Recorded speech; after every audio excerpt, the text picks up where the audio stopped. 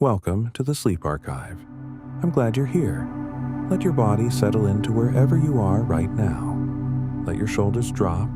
Let your jaw soften. Let your breathing find its own gentle rhythm. In and out, slow and easy. The day is behind you. Whatever it held, it's done now. There's nothing left to carry tonight. All you need to do is listen. Tonight, we're going to drift through the quiet wonders of forests. From the secret underground conversations that trees hold with one another, to the oldest living groves that have stood in patient silence for thousands of years. There's so much to discover. Gently, slowly, one fact at a time. If these quiet journeys help you rest, consider subscribing. It helps others find their way here too. One quiet wonder at a time. Now, let's begin. The forests cover about 31% of the Earth's entire land surface. That is over 4 billion hectares of trees, a number so large it becomes almost impossible to hold in your mind. Think of it this way.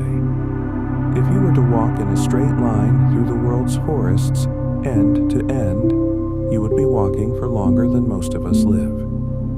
They stretch across every continent except Antarctica, from the equator to the edge of the Arctic, in climates cold and warm, wet and dry. The forest is not one thing. It is countless things. It is the whole breathing world draped in green. There are 3 great types of forest on this earth. Tropical rainforests, which cluster near the equator in warm, wet bands of color and noise and abundance. Temperate forests, which roll across the middle latitudes in softer greens and golds, cycling through the seasons with a kind of stately grace. And boreal forests, the taiga, which stretch across the far north in vast, quiet, almost silent expanses of pine and spruce and fir. Each one is its own world. Each one has its own mood, and each one breathes in ways we are only beginning to understand. A single mature tree can absorb as much as 48 pounds of carbon dioxide in a single year. It takes that invisible gas, the very substance of breath breathed out, and transforms it into wood, into leaf, into root. This is photosynthesis, one of the quietest miracles on Earth. Sunlight touches a leaf. Chemistry happens in the dark interior of a tiny cell, and from air and water and light, something solid is made. The tree does not hurry. It does not strain. It simply turns the world slowly into itself. The Amazon rainforest produces roughly 20% of all the oxygen in the Earth's atmosphere. It has been called the lungs of the planet, and while that metaphor is debated by scientists who point out that it also consumes much of the oxygen it produces, there is still something profound in the scale of it. The Amazon covers over 2 million square miles. It is home to 1 in 10 of all species on Earth. To walk into it would be to step into a world so dense, so layered, so teeming with quiet, invisible life, that every step would feel like entering a new room in an enormous, ancient house. Trees talk to one another, not with words, not with sound, but through a vast underground network of fungi that connects their roots in something scientists have begun to call the Wood Wide Web. These fungi, called mycorrhizae, thread through the soil in filaments so thin they would be invisible to the naked eye if you held them between your fingers. And through these filaments, trees exchange sugar, water, minerals, and chemical signals. A forest is not a collection of individual organisms competing for resources. It is, in many ways, a single living community, sharing, communicating, sustaining each other through the long, slow conversation of roots. Mother trees are at the heart of this underground network. These are the oldest, largest trees in a forest, the ones whose roots have spread the furthest, and whose fungal connections reach the most other trees. Researchers have found that mother trees will direct extra nutrients through the network to younger seedlings, even seedlings of different species. A great old oak giving quietly to a young sapling nearby, through channels no human eye can see. There is something in that image, something about generosity without any need for recognition, that is worth carrying with you into sleep. The trees in a forest will slow the growth of their own branches, where they almost touch another tree's branches, leaving a small gap of sky between them. This is called crown shyness. No one is entirely sure why it happens. Some researchers think it prevents leaf-eating insects from crossing easily between trees. Others think the trees are simply responding to the gentle brushing of branches in the wind, learning where each other ends and they begin. But whatever the reason, if you look up into a forest canopy on a clear day, you can see it. The delicate, deliberate spaces between one tree and the next, like quiet agreements about where one life ends and another begins.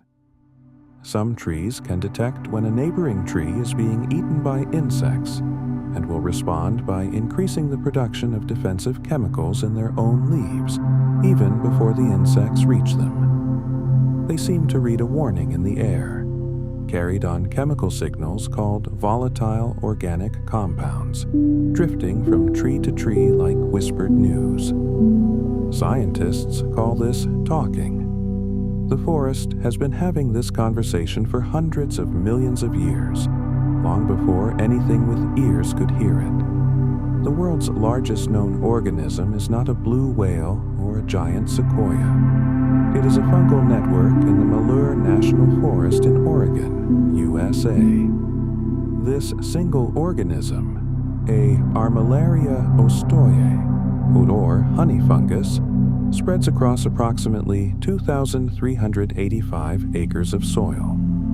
It is estimated to be somewhere between 2,000 and 8,000 years old. It lives mostly underground, mostly invisible, mostly silent. And it has been spreading patiently through the soil of an Oregon forest since long before most of the world's great civilizations had written a single word. The oldest known individual tree is a bristlecone pine called Methuselah, growing somewhere in the White Mountains of California. Its exact location is kept secret to protect it. Methuselah is over 4,800 years old. When it was a seedling, pushing upward through Rocky Mountain soil, the pyramids at Giza had not yet been built. Stonehenge was still under construction. And yet here it still stands, gnarled and small, and wind-bent against the high-altitude sky, still making oxygen, still trading sugar with its fungi, still quietly alive. There is something almost impossibly humbling about that. Redwood trees, the tallest living things on Earth, can grow to over 380 feet in height. The tallest known redwood is named Hyperion, and it stands in Redwood National Park in California. To stand at its base is to feel something shift in your sense of scale. The way the trunk disappears above you into a green so distant it might as well be sky. Redwoods can live for over 2,000 years. They survive wildfires because their bark is thick and rich in tannins that resist flame. They survive droughts because their roots spread wide, and their leaves can absorb moisture directly from fog. They are built for patience. They are built to endure. Forests create their own weather. Transpiration is the process by which trees release water vapor through their leaves. And a single large tree can release hundreds of gallons of water into the air in a single day. Over a forest, this adds up to something extraordinary. The Amazon rainforest generates its own rainfall, cycling water up from the soil through its trees and back down as rain in great rivers of moisture that scientists call flying rivers. The forest does not merely respond to its climate, it helps make it. The scent of a forest after rain has a name, petrichor. It comes from a combination of plant oils that have settled into the soil, combined with a compound called geosmin, produced by a type of bacteria that lives in the ground. When rain hits dry earth, these compounds are released into the air as tiny aerosol droplets, and we breathe them in and find them beautiful. The human nose can detect geosmin in concentrations as tiny as 5 parts per trillion. We are exquisitely sensitive to this smell.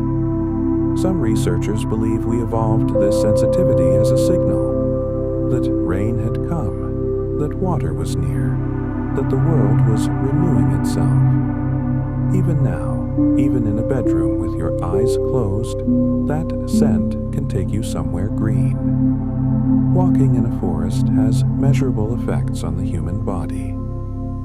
In Japan, the practice is called Shinrin-yoku, which translates roughly as forest bathing. Studies have shown that time spent among trees, even just a short walk through a wooded area, lowers cortisol levels, reduces blood pressure, slows the heart rate, and increases activity in the immune system's natural killer cells.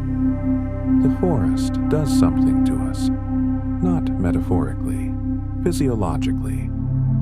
Our bodies seem to recognize it as a place where they are allowed to let their guard down, a place where rest is safe. The bark of trees is its own quiet world. A single square meter of bark on an old oak can be home to hundreds of species of lichen, moss, beetle, spider, and microorganism. Lichens, those gray-green crusts and leafy rosettes, are themselves remarkable things. They are not one organism, but two living together, a fungus and an alga or cyanobacterium, so thoroughly intertwined that they are classified as a single entity. Lichen can live on bare rock, on the sides of gravestones, on glass, on the frozen surfaces of stones in the Arctic. They are among the most resilient things on Earth. They are, in a way, the living proof that cooperation is a survival strategy. Some forests are ancient beyond easy imagining. The Daintree rainforest in Queensland, Australia, is estimated to be around 180 million years old. It predates the flowering plants. It predates the dinosaurs. When the first dinosaurs walked the earth, these forest ancestors were already ancient. Today, the Daintree is home to unique species found nowhere else. Plants and animals that are evolutionary relics, survivors of a world almost entirely lost. To walk through it would be to walk through deep time, through the long green corridor of the world before us. Birch trees are among the first to recolonize land after a disturbance. After a fire, a flood, a landslide, they move in quickly, growing fast in open light, holding the soil together, creating enough shade and shelter that other, slower-growing species can establish themselves beneath.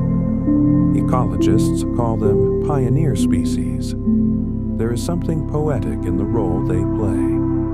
Not the ancient, enduring presences of the old forest, but the quick, generous first-comers who prepare the ground for everything that will come after. Not every life is about permanence. Some are about beginning. The leaves of deciduous trees change color in autumn because the tree is preparing to let them go. As the days shorten and the temperature drops, the tree begins to withdraw the green pigment chlorophyll from its leaves, pulling nutrients back into the trunk for winter storage.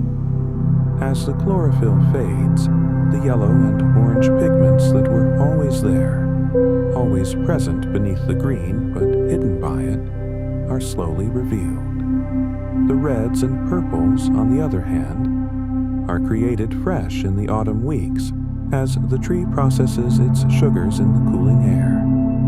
The brilliance of autumn color is, in a sense, a farewell. And like all farewells, it is beautiful precisely because it does not last. Trees don't grow from the ground up, as many people imagine. The trunk of a tree does not push itself skyward year by year.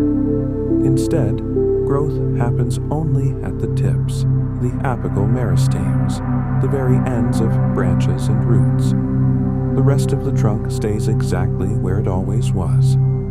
A nail hammered into a tree at 5 feet will still be at 5 feet 50 years later, regardless of how tall the tree has grown. The tree extends its reach outward and upward from its outermost points, while its older wood remains, hardening into hardwood, becoming the deep core of something that endures. There is something comforting in that, in the idea that what endures is not changed, but simply added to. The rings inside a tree trunk record its life. Each year, the tree lays down a new ring, a pale band of spring growth and a darker band of summer growth. And in those rings, scientists can read the story of centuries. A wide ring means a good year, warm and wet and full of light. A narrow ring means a hard one. In very old trees, dendrochronologists, the scientists who read tree rings, have found records of droughts, cold summers, and volcanic eruptions from hundreds of years ago, written in the slow, quiet language of wood. A tree keeps its diary in its body. It carries every year it has ever lived inside it, ring by ring in the dark. There are forests that grow underwater. Kelp forests, found along rocky coastlines in cold, nutrient-rich ocean waters, can grow to heights of over 150 feet, their golden brown fronds swaying in the current like trees in a slow wind. They provide habitat for hundreds of species, fish, sea otters, invertebrates, in dense, layered, sunlit communities that mirror the structure of the forests on land. They even have canopies. Sea otters, famously, wrap themselves in kelp fronds before sleeping, so the current doesn't carry them away while they rest. The forest on land and the forest in the sea both hold their inhabitants safe. Forests have a sound. It is not silence, exactly.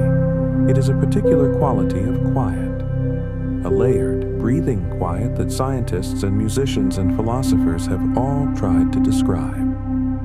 The soundscape of a healthy forest includes birdsong at different heights and times of day, the creak of branches in the wind, the hum of insects, the drip of water from leaf to leaf after rain, the rustle of small animals moving through undergrowth.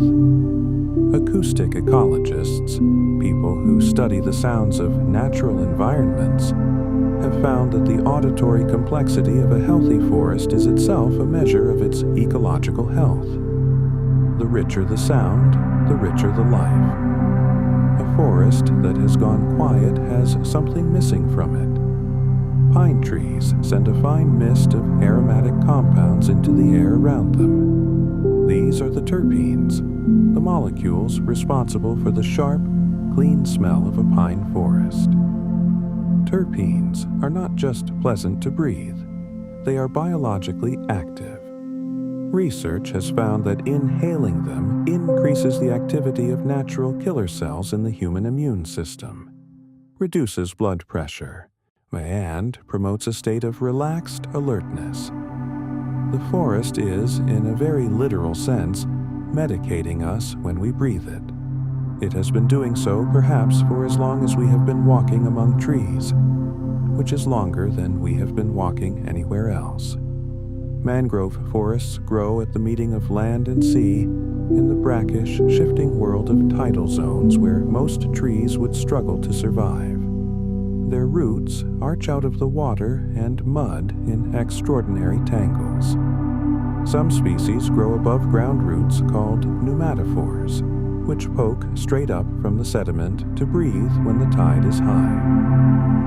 Mangroves stabilize coastlines, protect them from storm surges, and provide nursery habitat for countless species of fish and crustacean. They store more carbon per hectare than almost any other ecosystem on Earth, holding it in their dense, waterlogged soils.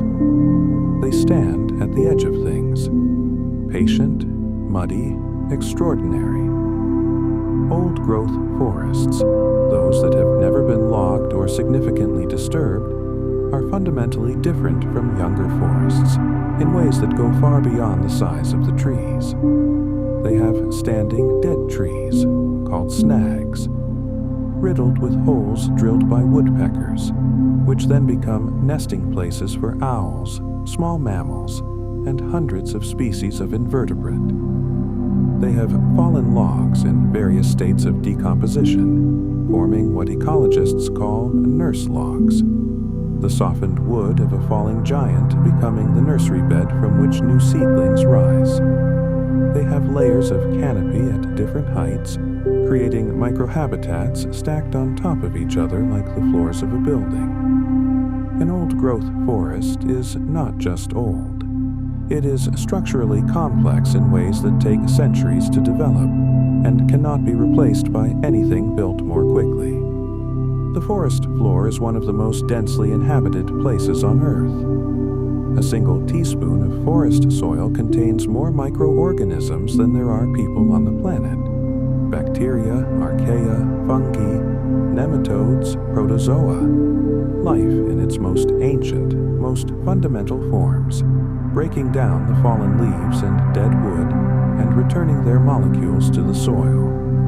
This is decomposition, which sounds like an ending but is really a beginning. The return of complex things to their simple components so they can be assembled into new, complex things again.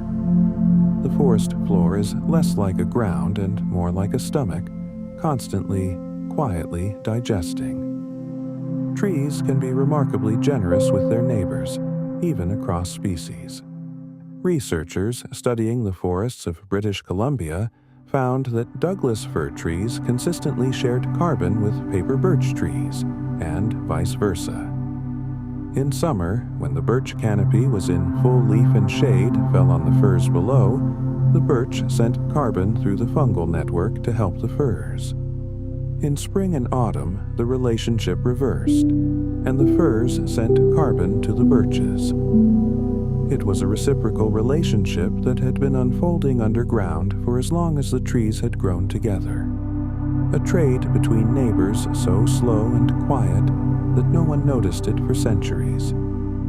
The baobab trees of Africa and Madagascar are called the trees of life, and for good reason. They can store tens of thousands of gallons of water in their enormous, swollen trunks, becoming reservoirs for entire communities of animals during the dry season. They can live for over 2,000 years. Some ancient baobabs are hollow inside, their interiors large enough to house multiple people, and some have been used over the centuries as shelters, storage rooms, even impromptu bus stops. They look, some people say, like trees that have been planted upside down, their thick, bare branches reaching upward like roots reaching for sky. There is an African legend that says God planted them that way, a cosmic joke or a cosmic grace depending on how you hold it. Forests breathe on a daily cycle that mirrors our own. In the morning, as the sun rises, trees begin their photosynthesis in earnest, drawing in carbon dioxide and releasing oxygen. By mid-afternoon, the rate is at its peak. In the evening, as the light fades, photosynthesis slows and eventually stops. all night long, the trees breathe out carbon dioxide, respiring quietly in the dark. The forest inhales with the light and exhales with the dark, cycling through each 24 hours in a vast collective breath. It is not so different from how we breathe. Inhale, exhale, the world breathing around us. Some trees communicate through their roots in ways that have nothing to do with the fungal network.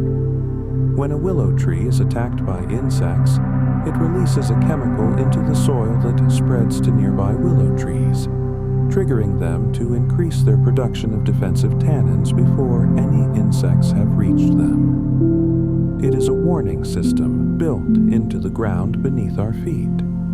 Trees alerting trees to protect themselves, without a single sound, without a single visible signal.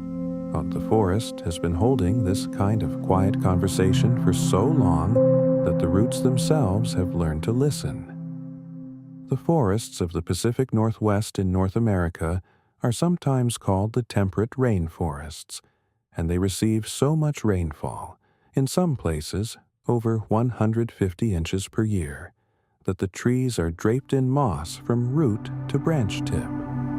The mosses drape over everything, over fallen logs, over boulders, over the branches of living trees, hanging in soft green curtains. In this light, gray-green, filtered, soft, everything looks slightly enchanted. The mosses hold moisture in the forest even during dry periods, slowly releasing it back into the air.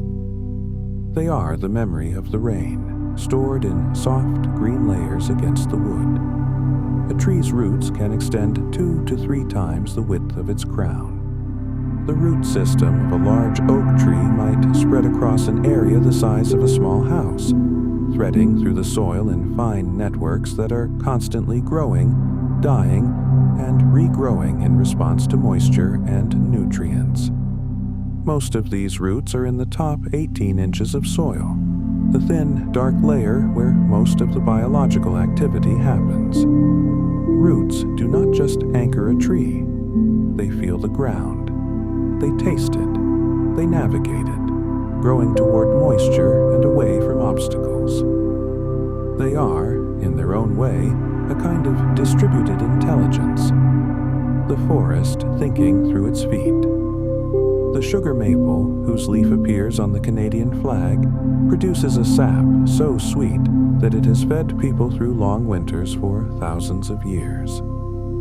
Indigenous peoples of North America tapped maple trees long before European settlers arrived, boiling the sap down in birch bark containers, sweetening the cold season with something the forest offered freely.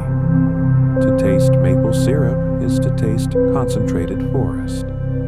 The stored sunlight of 1,000 summer days, distilled through the patient chemistry of a living tree. Every bottle is, in a way, a small piece of autumn light, preserved. Forests regulate temperature in ways that extend far beyond their boundaries. The Amazon basin influences rainfall patterns across much of South America. Moisture that rises from the forest travels thousands of miles as flying rivers before falling as rain on distant mountain ranges and agricultural plains. Deforestation in the Amazon has been linked to drought in places that might seem far removed. The forest is a system. Its edges are not where its influence ends. It is connected to weather, or to water, to the air above continents that have never seen a tree. The forest is, in a sense, everywhere. Beech trees, silver gray, smooth-barked, broad-canopied, are among the great trees of the European and North American forest. They are shade-tolerant in their youth, growing slowly in the deep shadow of older trees, waiting patiently for decades until a gap opens in the canopy and light reaches them. Then they grow more quickly, filling the gap, eventually becoming the canopy itself. Beech trees are patient in a way that feels almost deliberate. They are trees that understand that their time will come, and that all they need to do until then is simply remain quietly where they are. There are forests that glow. Bioluminescent fungi, commonly called foxfire or fairy fire, grow on decaying wood in forests around the world, and emitting a faint green glow in the dark. The light is produced by a chemical reaction similar to that of fireflies. In the deepest dark of a night forest, a log covered in foxfire glows softly, silently, with no warmth, with no explanation that would have satisfied an older mind. For most of human history, people encountering this glow had no scientific account for it. They had only wonder. Perhaps wonder is enough. The ginkgo tree is often called a living fossil. It has been on Earth for about 270 million years, surviving the asteroid impact that erased the dinosaurs, surviving countless ice ages, surviving everything the Earth has thrown at it across an almost incomprehensible stretch of time. The ginkgo's fan-shaped leaves appear in the fossil record unchanged, identical to the leaves on the trees in parks and streets today. To look at a ginkgo leaf is to hold something that has not needed to change in 270 million years. Either it reached a kind of perfection early on, or the world it lives in has been kind enough to let it stay as it is. The Amazon River and its forest form something almost beyond description. The river drains an area larger than the continental United States. It discharges 1/5 of all the fresh water that flows into the world's oceans. And the forest it runs through contains, among its innumerable species, more types of fish than the entire Atlantic Ocean. There are fish in the Amazon's flooded forests that eat fruit that falls from the trees. The forest and the river are so entangled, so mutually shaped, that to separate them in imagination requires an effort. They are one thing, really. A great, breathing, watery, green thing, while the Japanese cedar, sugi, forests of Yakushima Island are among the oldest and most revered forests in Japan. Some of the trees there are over 7,000 years old, their trunks enormous and deeply furrowed, their bark thick with moss and lichen, their canopies vast. Walking through Yakushima is said to be the experience that inspired the lush, ancient forests in the animated film Princess Mononoke. And standing in its light, soft and green and filtered through layers of ancient leaf, it is easy to believe. There are places where the world is old enough to make you feel, not small, but simply young. Yakushima is one of them. Cedar waxwings eat berries from forests and carry them away in their travels, depositing seeds far from the parent plant in a kind of generosity they don't know they're practicing. Birds, bears, deer, or foxes, nearly every forest animal is a seed disperser. They eat, they travel, they leave something behind. The forest expands through the bodies of the creatures that live in it, spreading itself outward in the slow, patient, generations-long project of becoming more forest. Every animal that has ever eaten a berry in a forest has been, without knowing it, a gardener. Temperate rainforests are rare on Earth, found only in a handful of places where ocean, mountains, and rainfall align in just the right way. The Hoh rainforest in Washington state receives up to 12 feet of rain per year. Its trees, Sitka spruce, western hemlock, big leaf maple, are draped in curtains of club moss, and the air is so moist that everything seems slightly softened, slightly blurred at the edges. Sound is absorbed. Light is diffused. The atmosphere inside the Hoh is like no other place on Earth. It is like being inside something rather than walking through it. it has the feeling of an interior. The process of a seed becoming a tree is one of the most reliable miracles in the natural world. A seed contains within its hard coat everything needed to begin. The genetic instructions for an entire organism, a small store of energy to power the first days of growth, and a sensitivity to the conditions that signal the right moment to begin. Warmth, moisture, the right chemical cues from the soil. When these arrive, the seed cracks open, and something that was entirely potential begins to become actual. A root pushes down, a shoot pushes up, and something new is in the world. The forest, in a very real sense, begins over and over again every day, in thousands of small, dark places in the soil. There are trees that reproduce by cloning themselves. The aspen groves of North America, those pale-trunked, gold-leaved trees trembling in the autumn wind, are often not forests of individual trees, but colonies of a single organism. The Pando Grove in Utah, sometimes called the Trembling Giant, is a single aspen clone spreading across over 100 acres, all connected by a single root system, estimated to weigh around 6 million kilograms. All 47,000 stems of the grove are, genetically, one individual, one plant.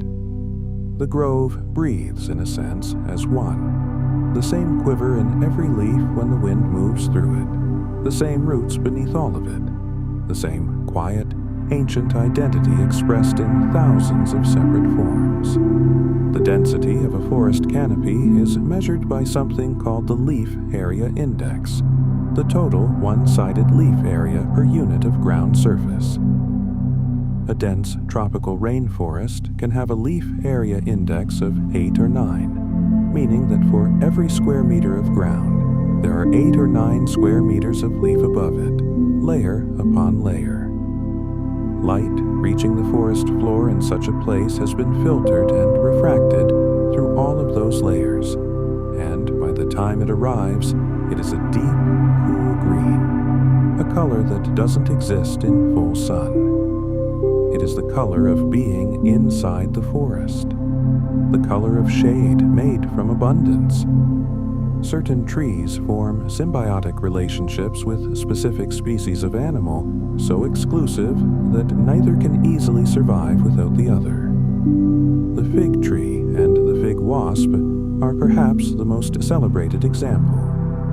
Every species of fig is pollinated by one species of fig wasp, which lays its eggs inside the fig fruit. The wasp pollinates the fig. The fig nourishes the wasp's young. This relationship has been evolving in lockstep for at least 80 million years. The trees and the wasps have been keeping their compact since before the extinction of the dinosaurs. A loyalty without awareness, a commitment without intention, renewed in every generation for longer than most of the Earth's current mountains have existed. Night in a forest is a different world from day. The diurnal animals have settled. The birds gone quiet. The butterflies folded against stems. The deer still. And in their place, the night shift begins. Owls move through the understory on silent wings, their flight feathers designed to absorb sound. Bats emerge from hollow trees and navigate in total darkness by echolocation, stitching patterns through the air between the trunks. Moths open their wings, dusty, subtle, beautiful in patterns no daylight animal was meant to see. The forest doesn't sleep when we do. It changes its cast and plays a different kind of day. Lichens are among the few organisms that can colonize bare rock, beginning the long, slow process of breaking it down into soil. Over centuries, they dissolve the surface of stone with weak acids, creating tiny pockets of mineral and organic material where mosses can eventually take hold. The mosses hold moisture and begin to accumulate organic matter. And in that accumulated layer, seeds can finally germinate. It takes decades. It takes centuries. But the lichens begin it all, patiently, at the very beginning of the soil story, long before there is anything that could be called a forest. They are the foundation of the foundation, the patience beneath the patience. In certain old forests, the trees near the edges grow differently from those at the center. Edge trees, exposed to more wind and light, grow wider and stockier, with broader crowns. Interior trees grow taller and narrower, reaching upward in competition for the light that filters down through the canopy above them. The same species, shaped differently by where they happen to have taken root. The forest is, in this sense, full of variations on a theme. The same genetic instructions producing different expressions in response to different circumstances. It is not so unlike people, really. We are all shaped a little by where we have grown, where the English oak can live for over 1,000 years. In that time, a single tree may support over 500 different species: insects, birds, mammals, fungi, lichens, mosses, bacteria. Each one depends on the oak in a different way. Each one has its own relationship with the tree, and the oak persists through all of it, losing branches, healing over wounds, growing new leaves each spring from buds that formed the previous autumn, in a rhythm so steady and so reliable that it has become one of the fixed points around which entire communities of living things have organized themselves. The oak does not try to sustain all this life. It simply exists, and in existing, provides. Rain falls through a forest canopy in a transformed state. By the time a raindrop reaches the forest floor, it has touched leaves, run along branches, eyes dripped from the tip to tip through multiple layers of vegetation. It has collected organic acids from the leaf surfaces, dissolved minerals, picked up the chemical signatures of the living things it has passed through. This is called throughfall and stem flow, and the water that reaches the soil is richer and stranger than the water that fell from the clouds. The forest changes the rain as it receives it, making it more its own. There are trees that have been carrying seeds in their cones for decades, waiting for fire.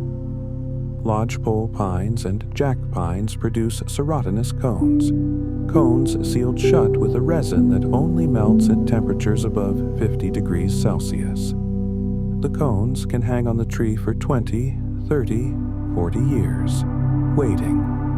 And when fire comes, when the heat rises through the canopy and the resin melts, the cones open, and seeds shower down onto the warm, ash-enriched soil in their millions, beginning the forest again almost immediately after the fire has passed. The fire and the pine are partners, not adversaries. The pine has been waiting for the fire all along. The world's tallest tropical tree was discovered in 2019, growing in the rainforests of Malaysian Borneo. It stands at just over 330 feet, nearly as tall as a redwood, in a climate utterly unlike California's foggy coast. The tree, a species called Shorea fagetiana, was found as part of a survey using airborne LiDAR technology, which fires laser pulses through the canopy to measure the heights of individual trees.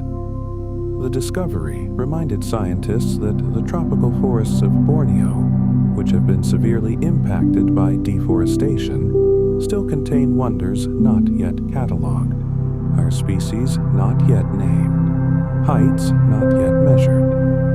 The forest holds more than we have found. There are places where forests have been left alone long enough that they have grown into themselves in ways that are almost impossible to replicate.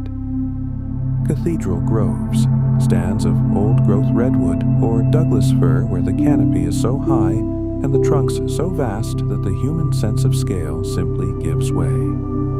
People report feeling, in such places, a kind of involuntary stillness. Not awe, exactly, something quieter than awe, something more like recognition. As if the body remembers, somewhere in its long evolutionary memory, what it felt like to live inside a world made entirely of trees. As if the forest is familiar in a way that goes deeper than anything we have consciously learned.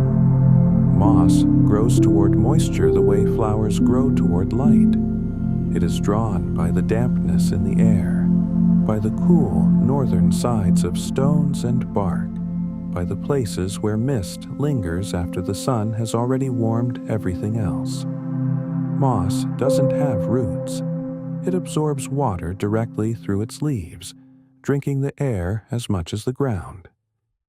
A carpet of moss can hold up to 20 times its own weight in water, making it one of the forest's most important reservoirs. Running your fingers over moss, that particular cool, dense, forgiving texture, is one of those small sensory experiences that seems to carry inexplicably a kind of comfort, as though the forest is offering something soft to hold.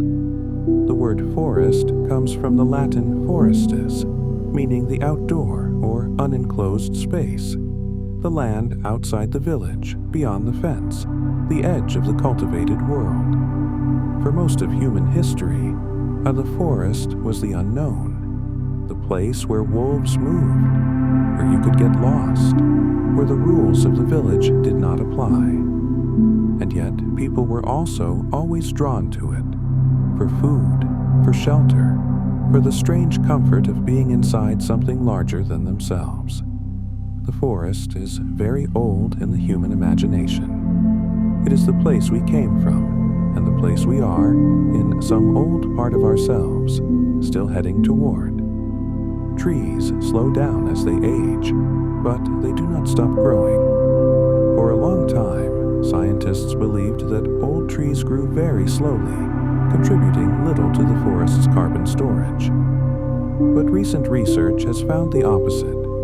The largest, oldest trees add more wood mass per year than smaller, younger trees, and account for a disproportionate share of the forest's total carbon uptake. A great old tree, it turns out, is not resting on its history. It is still doing the work, still reaching, still breathing, still building itself outward from its extremities, year by patient year. The cloud forests of the tropics exist in a world of permanent mist. Found on mountain slopes where the clouds hang low and constant, these forests are dripping, luminous, otherworldly. The trees are often small and gnarled by the wind, but they are covered, every surface, in orchids, bromeliads, mosses, liverworts, ferns. The diversity of epiphytes, plants that grow on other plants, is extraordinary. In a cloud forest, there are sometimes more species of orchid in a single tree than in all of Europe. Everything lives on everything else, stacked and intertwined in a green profusion that seems to have no limit. The birdsong of a healthy forest changes with the season. In spring, the forest fills with the songs of migrating birds returning to breed, competing for territory and mates in a dawn chorus so loud and layered that it can be heard from inside a house with the windows closed. By summer, the singing quiets as territories are established and nesting begins. By autumn, it shifts again. Different birds, different calls, the softer sounds of movement and foraging. And in winter, the forest holds mostly the calls of residents, the thin notes of chickadees, the hollow drumming of woodpeckers, the occasional distant crow. The year moves through the forest in sound, and the forest holds it. There is a kind of forest that exists only in the imagination. It is the forest of childhood books and half-remembered dreams, the one with the dappled light and the soft path, and the feeling of being both hidden and safe. Psychologists who study restorative environments have found that imagining a natural setting, even simply picturing yourself in a forest, hearing the sounds, sensing the air, produces measurable reductions in stress and anxiety. The imagined forest is not as powerful as the real one, but it is not nothing. It is the brain doing what it has always done, reaching for the green, reaching for the quiet, reaching for the place where the long day finally lets you go. A great forest, seen from above, from a mountain, from a plain, from a satellite image, is a thing that looks almost like the surface of a living ocean. The canopy moves in the wind in long, slow waves. It has depth and texture and color that changes with season and light.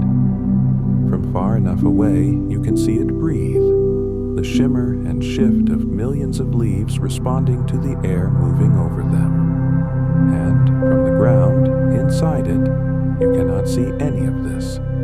You see only the trunk in front of you, the leaf above, the soft floor below. The full scale of the forest is not available to anyone who is inside it. You have to choose the view or the warmth of being held within it. Tonight, we have drifted through the quiet heart of the forest. We've followed the underground signals of mother trees sending nourishment to their young. We've stood at the base of a bristlecone pine that was already ancient when the pyramids were new. We've breathed the terpene-rich air of pine groves, felt the rain arrive transformed through the layered canopy, and watched in imagination as serotinous cones open after waiting decades for their fire. We've walked among moss. We've listened to the birdsong shift across seasons. We've stood in cathedral groves where the human sense of scale gives way to something quieter. And we've followed the invisible threads of mycorrhizal networks, carrying sugar and water and chemical whispers between trees who have known each other for 100 years. The forest has been here far longer than we have. It will, in all likelihood, be here long after us. And in that patience, in that deep, unhurried rootedness, there is something it offers freely to anyone who comes close enough to receive it. Let the forest hold you now. Let its quiet be your quiet. Let its roots remind you that everything alive is connected to everything else, in networks too fine to see but too vast to doubt. Sleep well. You are right where you're supposed to be. And if you're still awake, there's another journey waiting for you whenever you're ready. One quiet wonder at a time.